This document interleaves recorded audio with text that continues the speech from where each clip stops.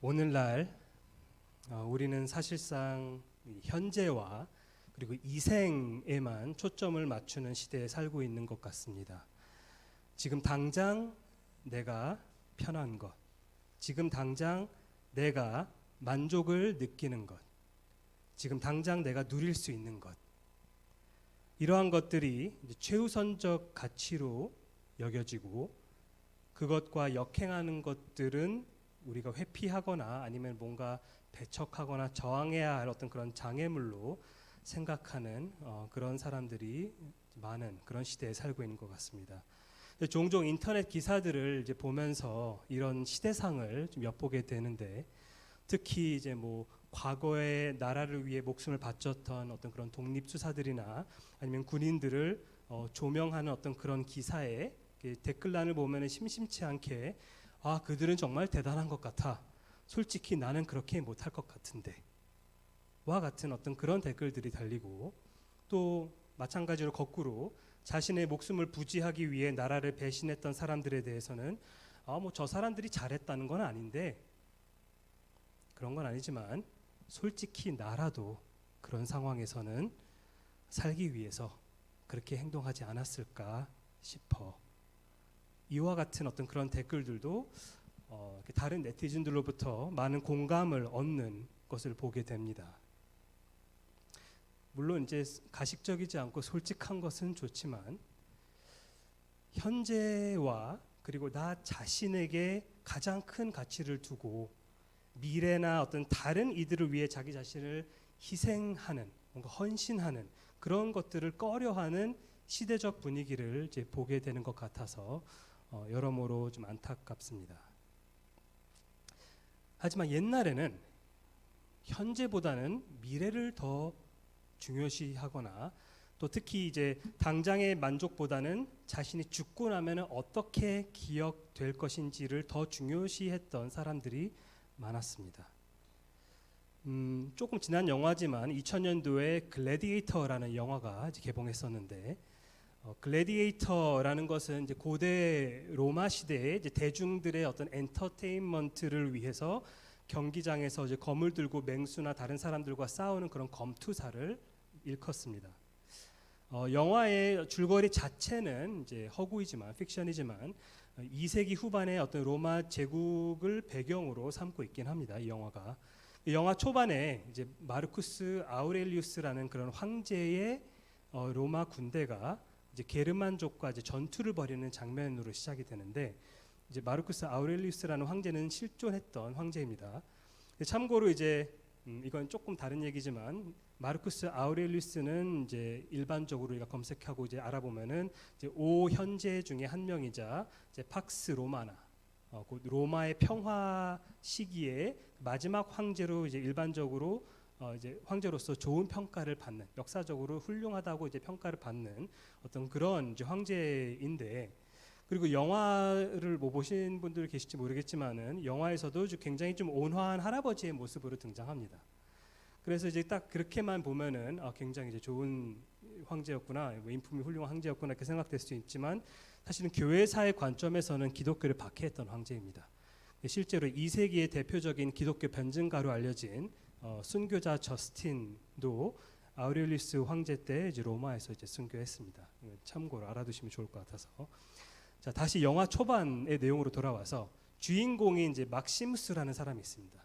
막시무스 이제 장군인데, 근데 이제 로마 군대를 이제 이끄는 이제 장군이고, 그리고 게르만족과 이제 맞서 싸우는데, 이제 싸우기 전에 이제 병사들의 어떤 그런 사기를 이제 끌어올리기 위해서, 사기를 좀 고무시키기 위해서 했던 말이 있는데, 근데 이제 그게 아직도 기억에 좀 남습니다. 인상이 깊어가지고. 그때 막시무스가 영화상의 어떤 내용이긴 하지만 뭐라고 얘기를 하냐면, 우리가 이 생에서 하는 일은 영원토록 울려 퍼질 것이다.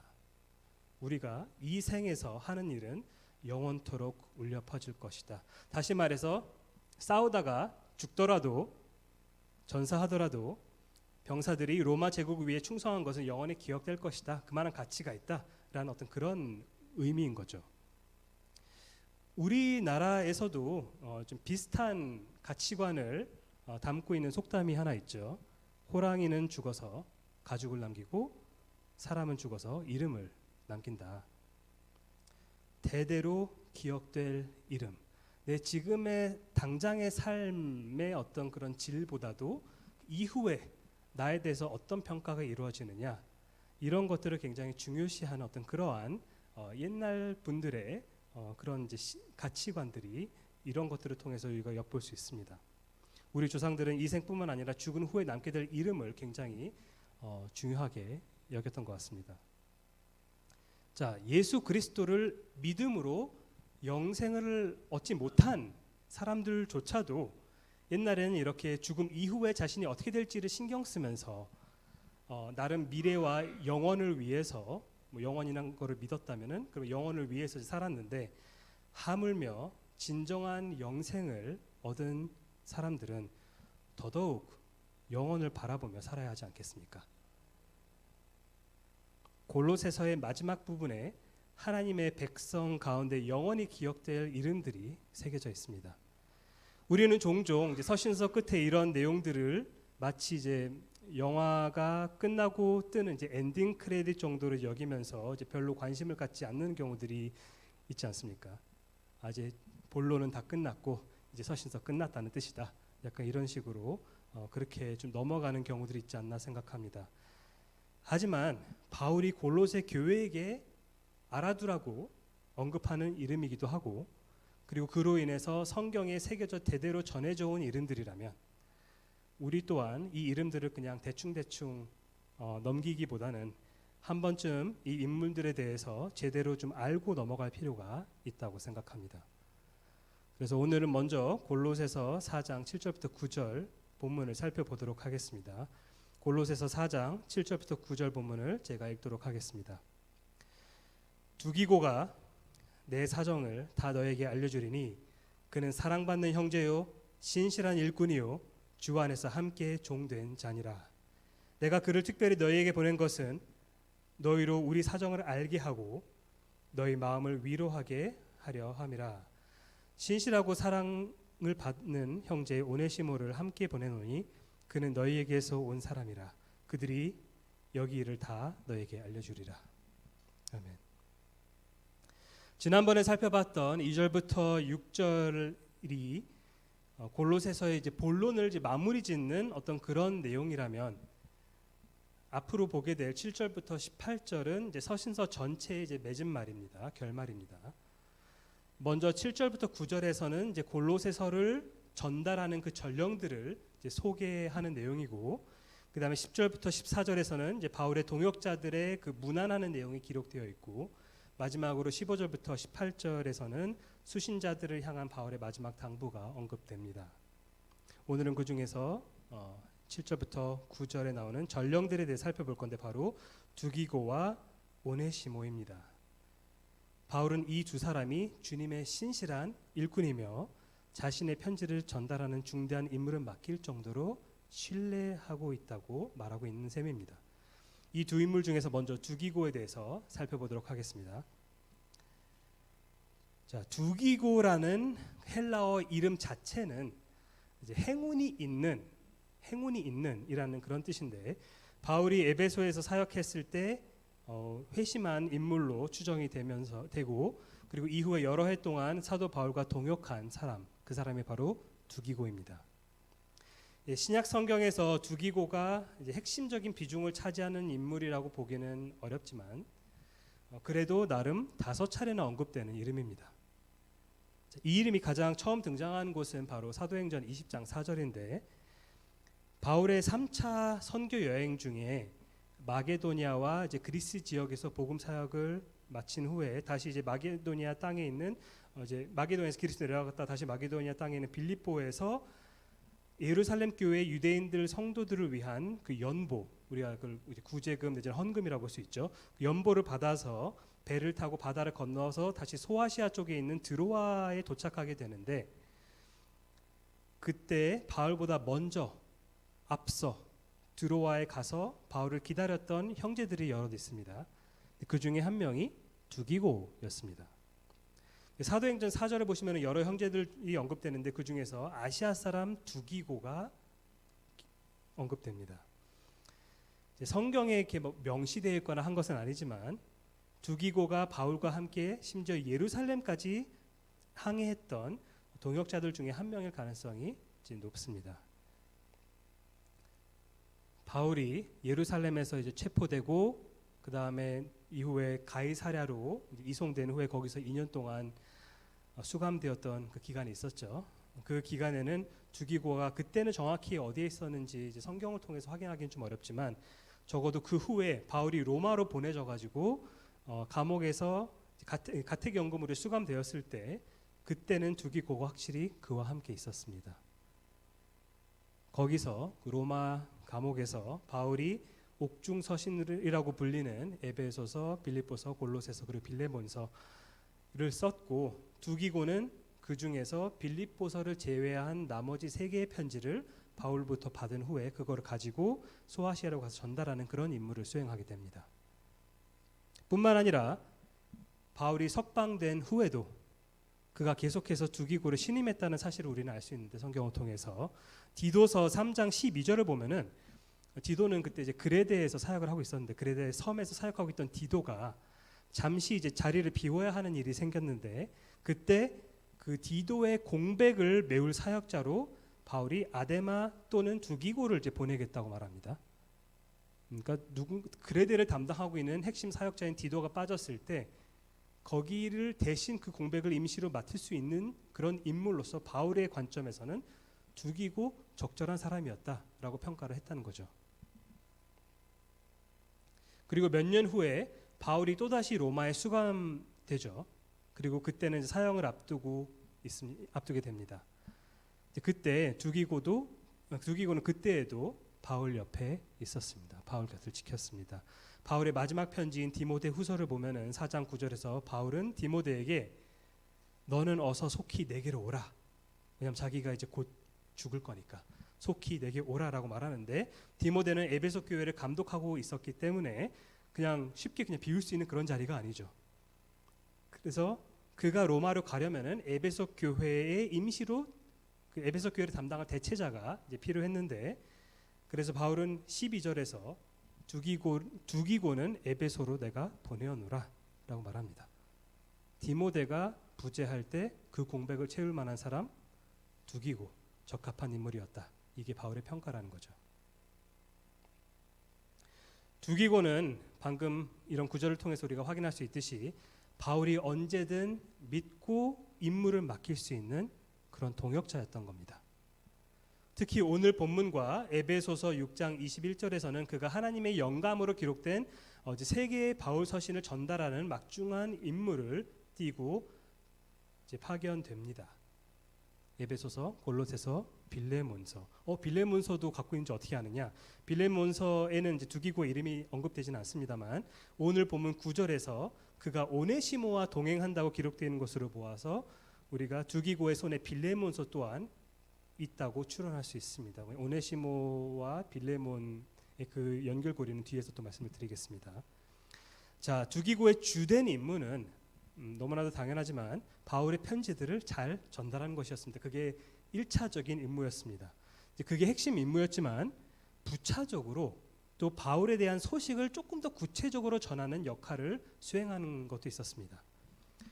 7절 앞부분을 보면은 이제 두기고가 내 사정을 다 너희에게 알려주리니라고 이렇게 나와 있죠. 골로새서에서도 물론 이제 바울이 지금 수감되어 있는 상황이다라고 이제 표현되는 그런 구절들이 여러 번 나오긴 하지만 구체적으로 막 모든 디테일들을 다 담을 수는 없습니다. 그래서 편지에 구체적으로 설명하지 않은 바울의 로마 수감 생활에 대해서, 바울의 근황에 대해서, 상태에 대해서 골로새 성도들에게 설명할 수 있는 적절한 사람이 바로 바울의 곁을 그동안 지켜왔던 두기고였다는 거죠. 자, 이어서 바울은 두기고의 전령으로서의 신용을 3가지 방식으로 표현하게 되는데 먼저 그는 사랑받는 형제라고 묘사가 됩니다. 사랑받는 형제. 서신서 초반에 1장 7절에서 에바브로도 이제 사랑하는 에바브라라고 이제 불리는데 이것은 이제 형식적인 어떤 그런 멘트, 그냥 식상한 어떤 그냥 관용적인 표현이 아니라 바울이 동역자들을 진심으로 아끼고 그리스도 안에서 사랑하는 그런 본심을 표현하고 있는 표현이라고 봐야 합니다. 왜냐하면 그리스도 안에서 같이 하나님께 입양된 자녀로서 형제가 되기 때문에, 같은 가족이 되기 때문에 그렇습니다. 사랑받는 형제 두기고, 그리고 또 두기고는 이어서 신실한 일꾼으로 지금 소개가 되고 있습니다. 자, 신실하다는 말 우리가 자주 쓰는데 원래 이제 신뢰할 만하다, 배신하지 않는다라는 어떤 그런 뜻이죠. 그리고 일꾼이라는 단어는 이제 헬라어로 이제 디아코노스라는 그런 단어인데 기본적으로는 그 말뜻이 섬기는 자라는 뜻입니다. 섬기는 자, 디아코노스. 문맥에 따라서 이 단어가 이제 교회 내에서 집사 직분을 의미할 수도 있고, 그래서 영어로는 디컨이라고 말하죠. 디아코노스에서부터 유래된 디컨이라고 합니다. 집사를. 집사 직분을 의미할 수도 있는 단어이고, 하지만 경우에 따라서는 이제 폭넓게 일꾼이라는 이제 광범위한 의미로 사용되기도 하는데, 여기에서는 좀 더 후자에 해당된다고 이제 볼 수 있겠습니다. 일꾼.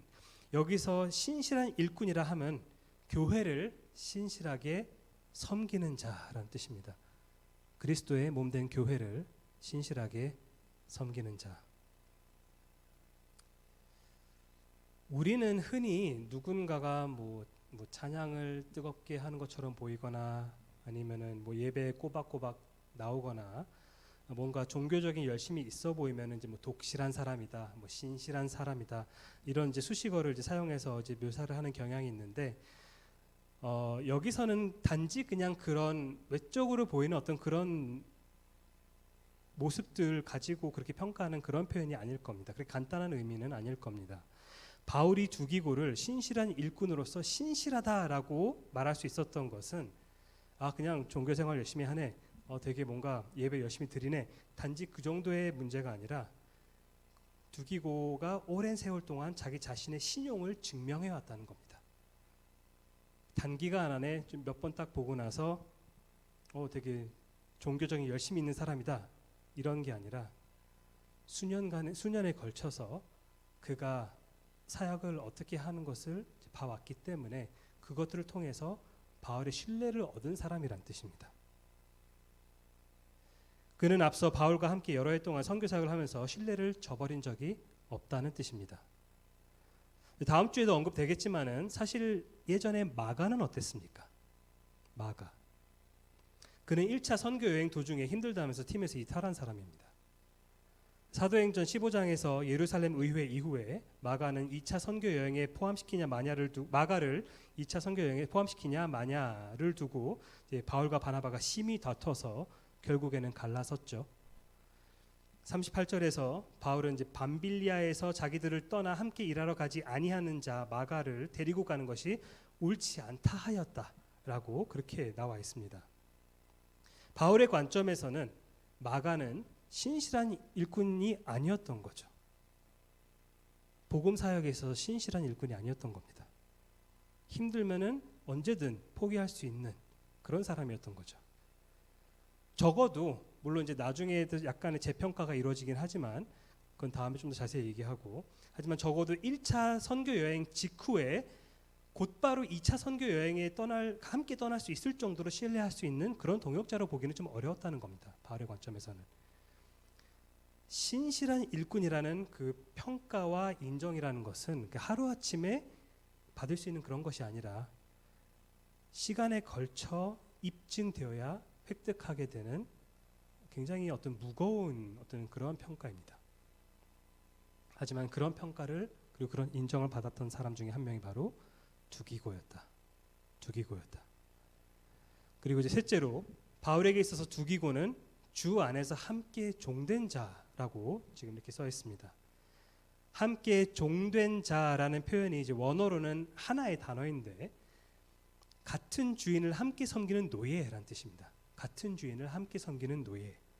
바울과 두기고 모두 한 주인, 곧 주 예수 그리스도께 복종하는 종이자 노예임을 고백하고 있는 그런 표현입니다.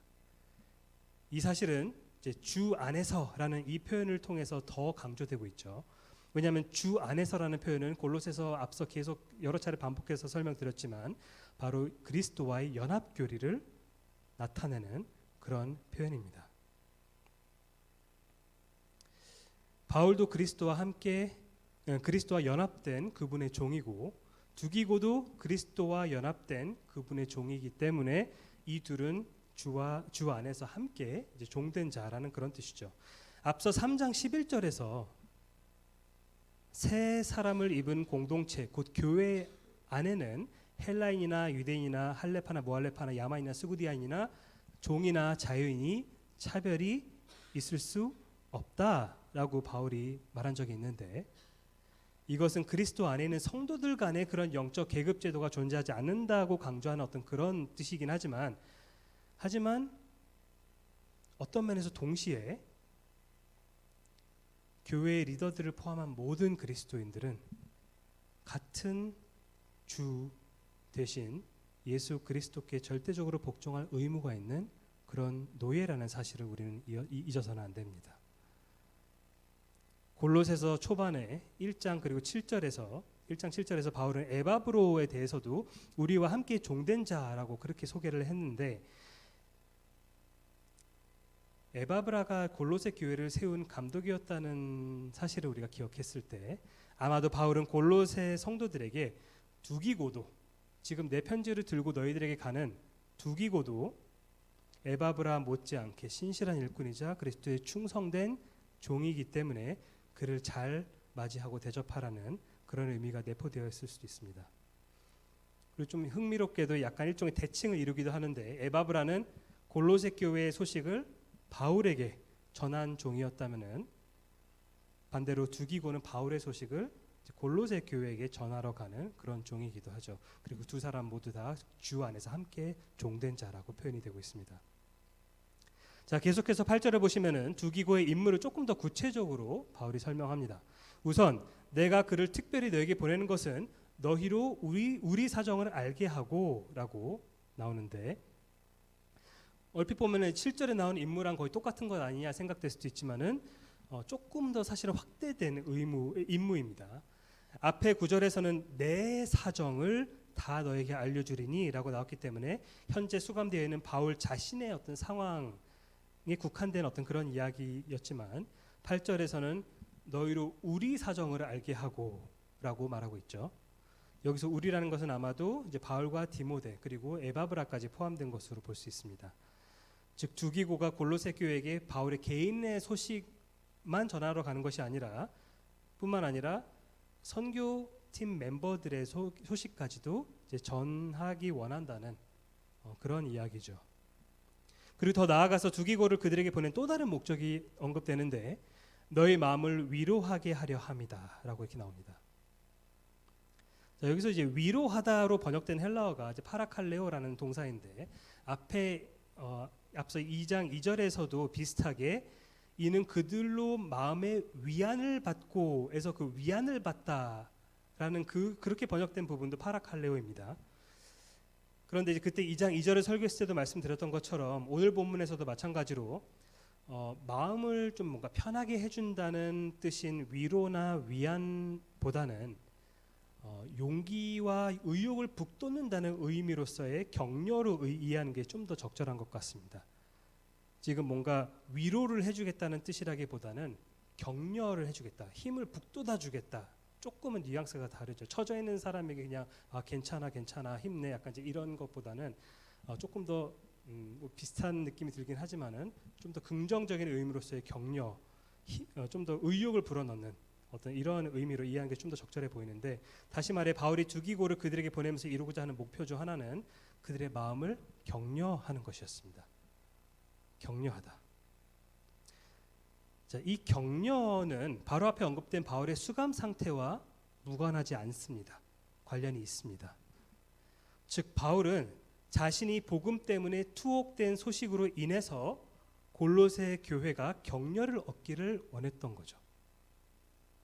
아니 사도 바울이 복음을 전하다가 감옥에 갇혔는데 염려하는 것이 아니라 격려를 받으라는 게 무슨 소리지? 싶을 수 있는데 이렇게 표면적으로 좀 이상하고 좀 모순되게 느낄 수도 있겠지만은 사실 이 역설은 앞에 1, 2장에서도 언급된 바가 있습니다. 바울은 1장 24절에서 나는 이제 너희를 위하여 받는 괴로움을 기뻐하고 그리스도의 남은 고난을 그의 몸된 교회를 위하여 내 육체에 채우노라라고 선언을 했었습니다. 이 부분을 이제 설교했을 때 이제 한참 전이긴 하지만 이 부분을 다뤘을 때 저는 이것이 모든 그리스도인에게 보편적으로 적용될 수 있는 어떤 그런 원리라기보다는 이방인의 사도로서 특별히 복음을 전하며 고난을 받으라는 사명을 받은 바울에게 특수하게 해당되는 어떤 그런 구절으로 보는 게 낫겠다고 이제 그때 설명을 드렸습니다. 조금 더 구체적으로 설명하자면 이사야서에 나오는 여호와의 종은 예수 그리스도를 가리키죠. 여호와의 종이 예수 그리스도를 가리킨다는 것은 알고 계실 겁니다. 근데 이사야서 49장 6절을 보면은 여호와 하나님께서 여호와의 종 곧 그리스도께 말씀하시는 내용이 나오는데 뭐라고 말씀하시냐면 내가 또 너를 여호와의 종 너를 이방의 빛으로 삼아 나의 구원을 베풀어서 땅 끝까지 이르게 하리라 라고 이렇게 말씀을 하시는데 예수님께서 공생의 사역 중에 이방의 빛으로서 사역을 하신 적이 있으신가요? 예수님께서 공생의 사역 중에 이스라엘 땅에 살고 있는 유대인들에게만 제한적으로 국한적으로 복음을 전하셨습니다. 근데 그럼에도 불구하고 이방의 빛으로서의 사역이 그렇다고 그럼 주님께서 실패하신 것이냐? 거기까지 못했으니까 그런 뜻이 아니라는 겁니다. 왜냐하면은 사도행전 13장 47절에서 바울은 여호와의 종의 임무인 이사야서 49장 6절 방금 인용해드린 그 6절을 그대로 바울도 인용하면서 자기 자신에게 적용하기 때문에 그렇습니다. 사실은 여호와의 종은 예수 그리스도를 가리키는 게 맞고 이거는 바울이나 다른 사람을 말하는 것이 아닌데 그럼에도 불구하고 굉장히 놀랍게도 사도 바울이 그 구절을 이방인의 빛으로서 부르심을 받은 여호와의 종에 대한 이사야서의 말씀을 자기 자신에게 적용을 합니다. 좀 엄밀히 말해서는 이제 바나바까지 포함해서 이제 우리라고 나오긴 하는데 저는 이제 개인적으로 그것이 바나바가 바울의 사도적인 복음 사역에 동참하고 있기 때문에 우리라고 나올지라도 사실은 이제 바울의 사도적인 사명에 이제 해당되는 것으로 이해하는 것이 더 좋다고 생각합니다. 아무튼 바울은 이방인의 사도로서 자신이 여호와의 종의 남은 사역을 받들어 성취하는 것으로 자신의 복음 사역을 인식하고 있었다는 뜻이고 그 복음 사역에서 필연적으로 따르는 고난을 몸소 겪었다는 뜻입니다. 사도 바울이 이방인의 사도로서 부르심을 받았다는 것은 한편으로는 여호와의 종이 이방인의 빛으로서 세워지는 것에 있어서의 그 연결고리 역할을 하는 역할을 바울에게 하나님께서 그리스도께서 주셨다는 뜻입니다. 그것이 바로 골로새서 1장 24절에서 바울이 말하는 너희를 위하여 받는 괴로움, 그리스도의 남은 고난을 그의 몸된 교회를 위해서 자기 육체에 채우는 바울의 육체에 채우는 그런 사역입니다. 다시 말해서 이방인의 사도로 부르심을 받은 바울의 복음 사역에는 필연적으로 고난이 따른다는 겁니다. 필연적으로 고난이 따른다는 겁니다. 그런데 골로새서 2장 1, 2절을 보면은 바울이 거기서 뭐라고 얘기하냐면 내가 너희와 골로새 교회 너희와 라오디게아에 있는 자들과 무릇 내 육신 얼굴을 보지 못하는 자들을 위하여 얼마나 힘쓰는지 얼마나 끙끙거리는지 너희가 알기를 원하노니 이는 그들로 마음의 격려를 받고 라고 말하고 있습니다. 얼마나 내가 지금 너희들에서 고생하는지를 말하면서 근데 그걸로 인해서 너희들이 격려를 받고 같은 연결이죠. 바울은 고생하는데 그들이 격려를 받는다고 말합니다. 즉 이방인의 사도로서 수감 생활을 포함한 각종 고난을 겪고 있는 바울을 통해서 그들이 격려를 받기를 원한다고 말하고 있는 거죠. 왜냐하면은 바울의 고난은 곧 복음이 고난을 통해 이방인들에게 전파되어야 한다라고 말씀하신 그리스도의 뜻이 성취되고 있다는 증거가 되기 때문에 그렇습니다. 예수님께서 언제 그런 식으로 말씀하셨냐라고 물으신다면 사도행전 9장에서 바울이 회심한 직후입니다. 주님께서 아나니아에게 바울에 대해서 이렇게 말합니다. 이 사람은 내 이름을 이방인과 임금들과 이스라엘 자손들에게 전하기 위하여 다시 말하면 복음을 전하기 위하여 택한 나의 그릇이라. 그런데 그가 내 이름을 위하여 얼마나 고난을 받아야 할 것을 내가 그에게 보이리라. 이미 회심한 순간 바울에게 주님께서는 임무를 주셨는데, 사명을 주셨는데, 단지 그냥 사도로서 열심히 한번 해봐라가 아니라 고난이 뒤따를 것이다. 필연적으로. 바울은 그것을 처음부터 알고 있었습니다. 그렇기 때문에 사도행전 같은 데서도 바울이 예루살렘에 가겠다고 할 때 주변에 많은 사람들이 거기 가면은 안 된다고 만류했는데 사도 바울이 가겠다고 말합니다. 왜? 바울이 무지해서가 아니라, 바울이 자기가 가면은 뭔가 잘 될 줄 알았는데 나중에 안 되니까 안 될 거라는 사실을 몰랐기 때문이 아니라 알고 가는 겁니다. 알고 가는 겁니다. 자기의 사명의 일부라고 이미 인지하고 있었기 때문에 그렇습니다. 즉 바울에게 있어서 복음 전파와 고난은 필연적으로 함께 간다는 겁니다. 바울의 사도적 사명에 대해서 우리가 이렇게 이해를 할 수 있다면, 바울이 복음 때문에 수감되었다는 소식이 다른 교회들에게 왜 격려가 되는지 우리는 이해할 수 있을 겁니다. 바울의 고난은 곧 복음의 확산을 의미하기 때문에 그렇습니다. 자, 두기고에 이어서 이제 오네시모도 한번 살펴보겠습니다. 오네시모라는 헬라어 이름은 이제 뭐 쓸모 있는, 유용한, 유익한이라는 뜻입니다. 이름 자체가. 그런데 이 이름이 당시 노예들에게 이제 흔하게 주어지는 그런 이름이라고 합니다. 노예를 이제 오네시모라고 부르면 이제 쓸모 있는 녀석아, 약간 이제 이런 식으로 부르는 거라서 이제 주인에게 이제 도움이 되도록 이제 일하라는 어떤 그런 의미가 좀 내포되어 있는 거겠죠. 근데 빌레몬서 11절을 보시면은 바울은 이제 오네시모에 대해서 오네시모가 전에는 빌레몬 너에게 무익하였으나 이제는 나와 너에게 유익함으로 라고 이렇게 말을 하는데, 오네시모라는 이름의 그 의미를 가지고 약간 언어 유희를 한 것으로 이제 생각이 됩니다. 자, 어쨌든 오네시모에 대한 이야기는 오늘 본문보다는 빌레몬서에서 더 자세하게 나오긴 하지만, 오네시모는 기본적으로 골로새 교회 성도인 빌레몬이라는 주인으로 도망친 노예였습니다. 빌레몬의 노예였습니다. 로마로 도망친 오네시모는 놀랍게도 하나님의 섭리로 감옥에 갇힌 사도 바울을 만나서 그에게 복음을 듣고 회심을 하게 됩니다. 빌레몬서 9절 10절을 보면은 바울이 이렇게 말합니다. 나 바울은 지금 또 예수 그리스도를 위하여 갇힌 자 되어, 지금 로마에 갇혀 있는 상황을 얘기하는 겁니다. 근데 갇힌 중에서 낳은 아들 오네시모를 위하여 내게 간구하노라, 이런 이야기를 합니다. 여기서 갇힌 중에 낳은 아들 오네시모라는 것은 감옥에서 바울의 전도를 통해 오네시모가 새 생명을 얻게 되었다는 그런 뜻입니다. 그리고 12절에서는 그를 빌레몬에게 돌려보내겠다고 바울이 말합니다. 그렇게 말하는데 16절을 보시면은 이후로는 종과 같이 대하지 아니하고 종 이상으로 곧 사랑받는 형제로 둘 자라고 오네시모를 묘사합니다.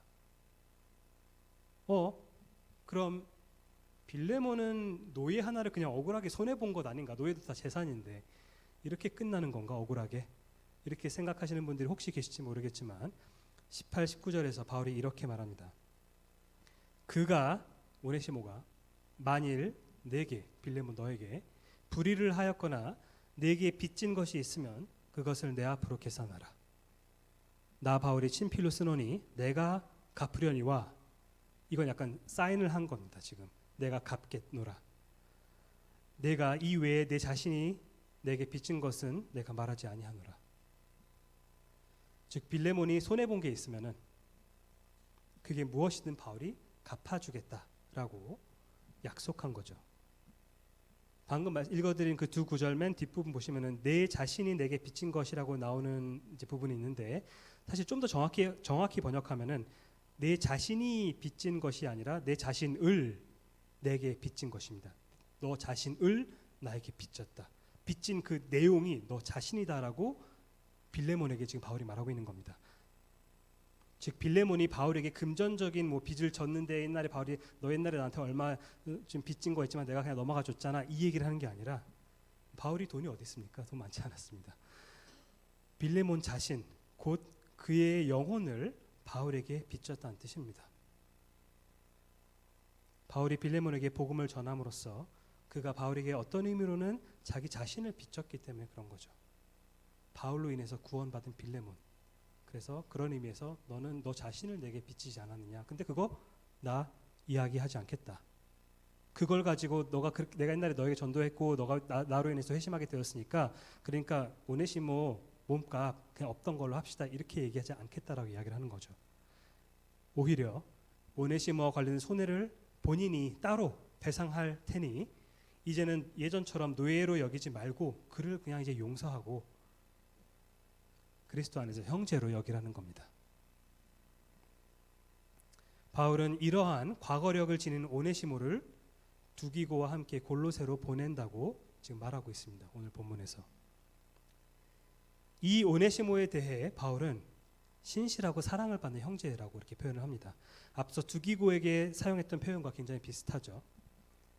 자, 비슷한데 조금 다른 게 그리스도 안에서 함께 종된 자라는 그런 표현이 지금 빠져 있습니다. 이것에 대해서 이게 왜 빠졌을까? 여러 가지 이제 추측들이 있는데 아마도 과거에 실제로 오네시모가 노예였기 때문에 그를 그리스도 안에서 함께 노예된 자라고 말하면은 일부 성도들이 오해해서 그 여전히 노예 신분으로 취급할 수도 있기 때문에 오해의 소지가 있는 표현은 그냥 생략한 것이 아닌가라고 이제 생각하는 학자들이 많이 있고 그게 좀 최선의 해석이 아닌가 생각이 됩니다. 자, 이어서 바울은 그는 너희에게서 온 사람이라고 말하고 있는데 이거는 오네시모가 골로새 출신이다라는 그런 뜻입니다. 빌레몬도 골로새 사람이고 오네시모도 거기서 도망쳤기 때문에 바울은 이번 기회에 골로새서를 들고 골로새를 방문하는 두기고와 함께 오네시모를 그곳으로 이제 보내고 있는 그런 상황이죠. 그러면서 골로새 성도들에게 골로새 출신인 오네시모를 환영하라는 뜻도 이제 여기에 내포되어 있는 겁니다. 그들이 너희 중에 한 사람이라 환영하라. 마지막으로 바울은 그들이 여기 일을 다 너에게 알려주리라 라고 이렇게 말하죠. 그들이라는 것은 당연히 두기고와 그리고 오네시모인데 두기고가 이제 주된 핵심 전령이지만 오네시모도 그와 동역하는 전령인 셈입니다. 함께 보내는 겁니다. 그리고 두기고와 마찬가지로 오네시모 또한 로마에 있는 모든 상황들을 그들에게 골로새 교회에게 알리는 어떤 그런 부차적인 임무를 띠고 가는 거죠. 그 오네시모가 여기서 단지 그냥 이제 빌레몬과 화해하는 굉장히 뭔가 좀 수동적이고 뭔가 좀 창피한 어떤 그런 상황으로 가는 것이 아니라 바울의 신임을 받고 두기고와 함께 바울이 당부한 일을 이제 임무를 좀 수행하러 가는 겁니다. 자, 여러분도 두기고와 오네시모와 같이 사랑받는 형제 또는 자매로서 신실한 일꾼으로서 그리고 그리스도 안에서 함께 종된 자로서 살고 계십니까? 바울은 이 전령들의 신실함을 토대로 그들에게 골로새서라는 그런 굉장히 중대한 편지를 그리고 아까 말씀드렸지만 그 외에도 다른 편지들을 전달하는 그런 임무를 맡겼습니다. 우리가 이들과 동일한 어떤 그런 임무를 수행할 수 있는 것은 아니지만 우리가 막 성경을 처음으로 누군가에게 전하는 그런 이때 당시와 같이 할 수는 없겠지만 우리도 어떤 의미에서는 중요한 메시지를 전해야 할 전령들 아닙니까? 그렇지 않겠습니까? 우리 모두가 복음 곧 예수 그리스도께서 십자가 위에 성취하신 구속 사역에 대한 기쁜 소식을 전달해야 할 의무를 지닌 전령들입니다. 우리는 그 메시지를 전할 의무가 있는 메신저들입니다. 그런 의미에서 우리 모두가 두기고와 오네시모와 같은 신실한 일꾼이자 그리스도 안에서 함께 종된 자로서 주님께 영광을 돌려야 하고 점점 더 그렇게 할 수 있기를 간절히 원합니다. 그렇게 했을 때 우리의 이름이 물론 두기고와 오네시모와 같이 성경에 기록되진 않겠지만 성경에 기록되진 않을지라도 주님께서 그분을 위해 수고한 모든 종들의 이름을 기억해 주실 것이라고 확신합니다. 오늘 말씀을 기억하면서 찬송가 504장을 함께 부르도록 하겠습니다.